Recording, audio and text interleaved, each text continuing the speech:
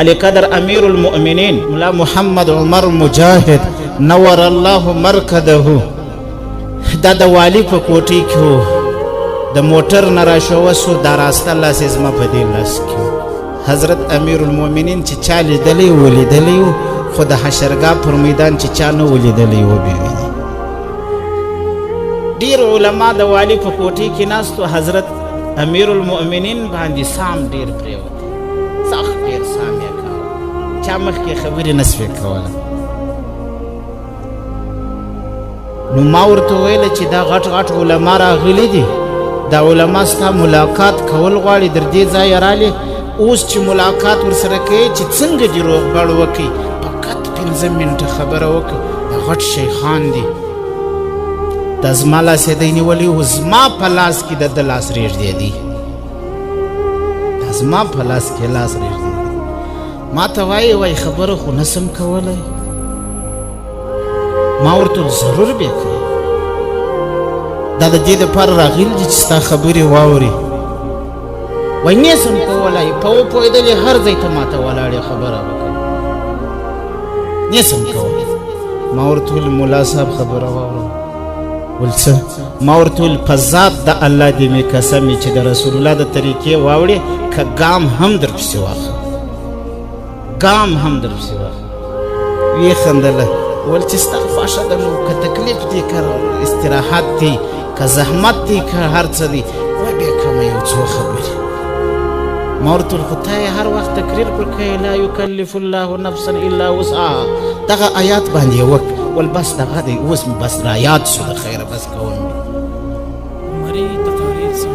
دا زموږ دریځ دی ګورې د هغه وخته څه دی څه راته وایي وایي که کله د پیغمبر علیه صلات وسلام د طریقې واوښتم ستاسو ټولو علماو دي په حشرګاه کې غاړې بندې سي که په ما پسې قدم وکړي که به قدم راپسې زموږ د هغه وخته را شروع که مناره چې سوې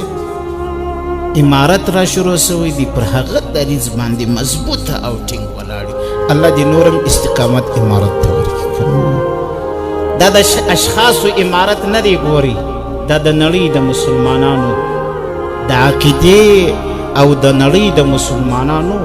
د اسلامي قانون راوستلو امارت دی د ټولې دنیا د مسلمانانو امارت دا د څو کسانو نه دی د یو څو اشخاص چې یو څوک ولاړی نو به ختم سي نه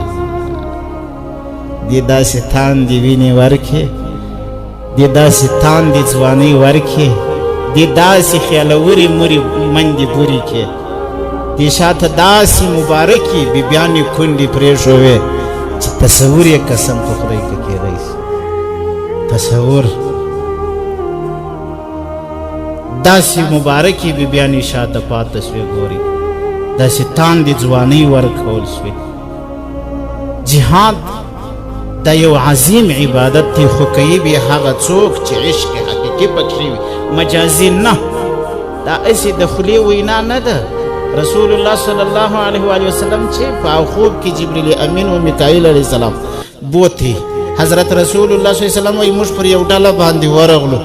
د هغوس یې دا شونډان د اوسپنې په غچۍ پرې کول ما ورته ویل دا څوک دي ول دا ستا د امت هغه علما دي چې تقریرونه کوي وایي په زړه کې د هغوی نه عمل نه الله دې موږ د داسې خلکو سره وسي چې وایو به څوک به نه پکوو عمل به نه پکوو نه هغه څوک یو نه دې الله داسې عقیده داسې ژوند دې الله یوه ورځ نه راکوي ګورې زموږ عقیده دا ده بعضې خلک نه په جلسو کې تاسو لیدلی د ځانه څه دا خلک دی پرې وهي وای دی نه چې یو څوک راسي را باندې پټاو شي یا یو شی وسي یا مین راته کړي زه چې څونه خلک رانږدې کېږي قسم په خدای په خوشحاله کېږي که زما دپاره ازلي کلام لیکلی و چپېږي نه چپېږي دا زما عقیده ده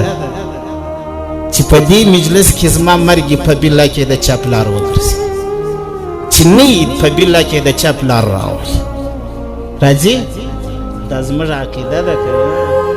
او دی نه وي چې هسې چا راته ول کوخ درلی بیریږو که بیرېدلی بیا مې د دې نړیوال کفر سره جهاد نه اعلانوي. دا عقیده نه لرو، عقیده مې سپینه ده، خبره مې سپینه ده، امارت مې سپین دی، ملګري مې سپین دي، شهدا مې نازنین دي. څوک دې پیش کي په دنیا کې اولئک آبائي فجئنا بمثلهم. دا زموږ پلرونه دي، څوک دې ثابت کړي داسې لري دنیا. ټوله دنیا کې د مشرق نه در مغربه، د جنوبه در شماله، د مځکې تر اسمانه اعلان کړ څوک د امیر المؤمنین غوندې، ملا محمد عمر غوندې مجاهد دا پیش کی پیش کوئ.